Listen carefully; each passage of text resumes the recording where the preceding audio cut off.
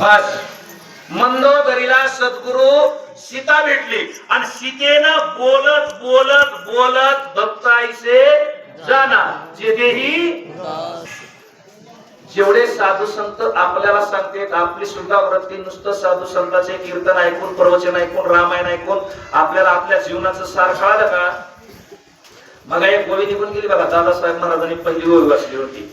हे शरीर ज्यावेळेस भेटतं का त्यानं झडझडो निवहिला निघ या भक्तीची या वाटे लाग मग तो पावसी अवेंग निजधाम माझे. माणसानं जन्म आल्याचे सार्थक. जन्माला आले का त्यानं पहिला परमार्थ आधी करायचा. परपंच होतच असतो, परमार्थ करावा लागतो. आणि हा परमार्थ मनानं केल्यावर जमत नाही. मनोमार्गे गेला तो तेथेची मुखला.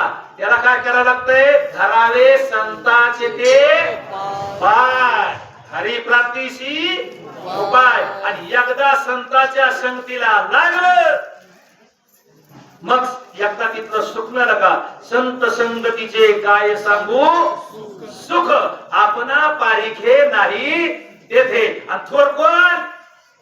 साधू थोर जाना साधू देव थोर. तुम्हाला माझ्या बोलण्याचा अर्थ वेगळा करायचा नाही. देवापेक्षा साधू मोठे. हे भागवतामध्ये येईल देवा परीस साधू अधिक. तुम्हाला आता येईल एखाद्या वेळेस हे मजची मानले देख देवा परते उठते सुख दुःख साधू निर्दोष सुख दाते. साधूच्या दुकानात नुसतं सुख आहे आणि देवाच्या दुकानात दोन्ही बी आहे. दुःख बी आहे आणि सुख बी आहे का? देवाच्या दुकानात तू देवाच्या दुकानात तू काय का? अहो एखाद्याला काय काहीतरी नुकसान होणार ना तर देवा माझं कसं असं कोणी म्हणलंय का? काय साधू महाराज महाराज गुरु महाराज असं कोणी म्हणलंय? म्हणू शकत नाही. साधूच्या दुकानात फक्त सुख आहे आणि देवाच्या दुकानात दोन्ही आहे. घेऊन चक्र गदा हाची धंदा करीतो. काय करतो? जे पाया पडतंय देवाचं नाव घेतंय त्याला पाठीमागे धरतो. आणि जे महाराजांच्या पतिवर्ता माऊलीच्या टीका करतोय का काय करतो? तुम्हाला बघ भक्ता राखे पायापाशी आणि दुर्जनाशी आउट. पहिल्या बरोबर कुणाचे? जे देवाला विरोध करतय त्याची. हे देवाचं दुकान आहे. साधूच्या दुकानात तसं सीतेनं एवढ्या वर्ष जगली, इतके पोरं इतके मुलं इंद्र देवाला जिंकणारा मुलगा पण तेव्हा सुख झालं नाही. आता सुख झालं. आता आनंदच झाला. आनंदी आनंद नाही हस्त मस्तक कृपाळनी देख वचन मात्र दिले सुख झाले कल्पांत सरेना. काय सांगितलं? अंगाला हात लावला नाही, डोक्यावर हात ठेवला नाही, जवळ जाऊन आलिंगन सुद्धा दिलं नाही. काय केलं? नुसतं वचन. नुसतं वचन. एक कबीरजीचा दोहा आहे बघा.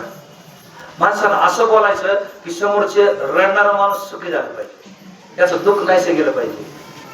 वाणी ऐसी बोलिए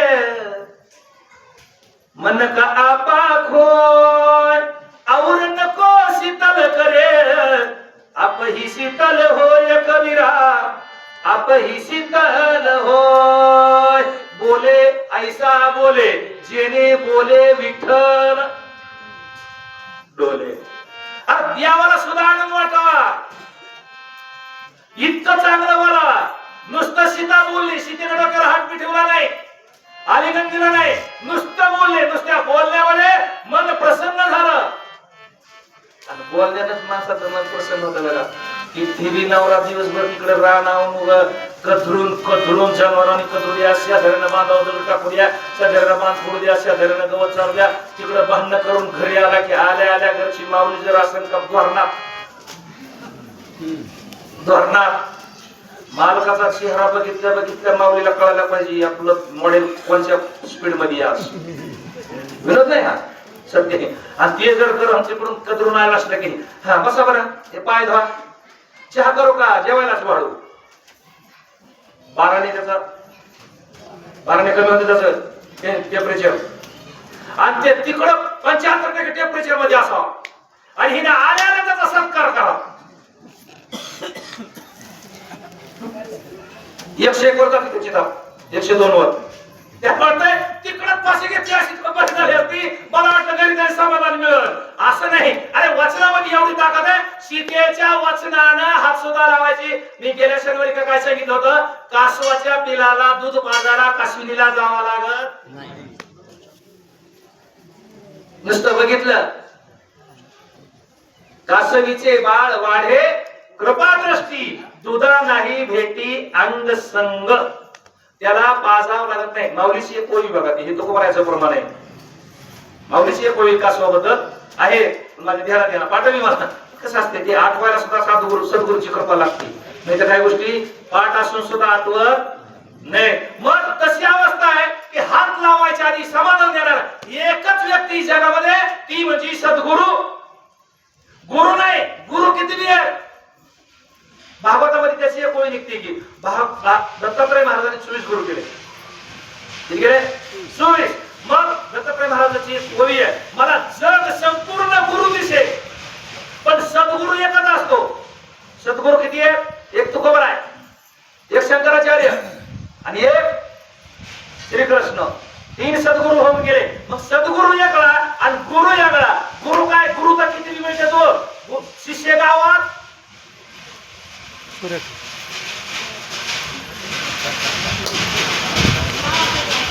शिष्य गावात चोऱ्याकरी आणि गुरु ढावात मासेमारी. दोघांचा आऊस फरक झाला की काय गुरु येतात गावात तिकडे शिवाला आले की ते मोटरसायकल उभी करतात त्यांचे सिव्हिल ड्रेस काढतात बघे कपडे घालतात फेटे फेटे आरशामध्ये मेकअप पिकअप असे गंधव हिंदे ह्या करतात आणि गावात पण सांगतात नाही मी कशाला हात लावीत नाही व चिंद्र राहत मी भक्त आणि मी भक्त तू इतकं मोठं इसकडून कशाला सांगू चला छळण करावी बोलता तत्काळ झाली समाधी अवस्था सर्व नट संता नकडे तत्वता काय देते. हे कोणाला बी कळणारा विषय नाही. छळण केलंय ही छळायला आली म्हणतो तरी कसं छळायला आली तरी सुद्धा तिला समाधी अवस्था लावली. वाणीमध्ये एवढी ताकद आहे आणि हिने कसं छळण कसा उतार दिलं हे कोणालाही कळणार नाही. आता हे वेदाला सुद्धा कळत नाही शास्त्राला कळत नाही कुणाला सुद्धा कळत. वेद जाणू गेला पुढे मौनावला ते गुहे तुझला प्राप्त कैसे. ब्रह्मज्ञान जरी कळे उठावती तरी काय हे कुठे वेदशास्त्रे हे कोणाला बी कळणार नाही ना. कोणाला समजत नाही का नाही ना येथे पाहिजे ज्याला इथला अनुभव आहे त्यालाच हे शब्द कळते आणि त्याला त्याच्यातला बोध होत नाहीतर उग काय झोपीला नागोल लावली रे असं सुद्धा होऊ शकतं. मग मंदोदरीला समाधी लागली. समाधी म्हणजे आमची दापखीळ नाही आमच्यातली समाधी लागते लागतात लय लोक समाधी लागतात आणि मग पकड का काय बोलत ए नाक तोंड उघडा लागतं काय कायला विदेही अवस्था होती बघा आकडाच्या महिन्यात होईल ना विदेही अवस्था आम्ही बारीक होतो बारके आणि एका माऊलीच्या अंगात आलं ते डबड्यावर ते तिच्या कपडा होती पिशवी काय होत काय नाही ते लागलो लईच असं व्हायला लागलं. आम्ही हळूच काय केलं उलटी न पिशवी आम्ही बारक्या पैसे सांगते माझी पिशवी पण आगात मध्ये कुठे घ्या अरे का ती समाधी अवस्था काय कुठे परत असल्या खोड्या केल्या तुम्ही आपला धंदाच होता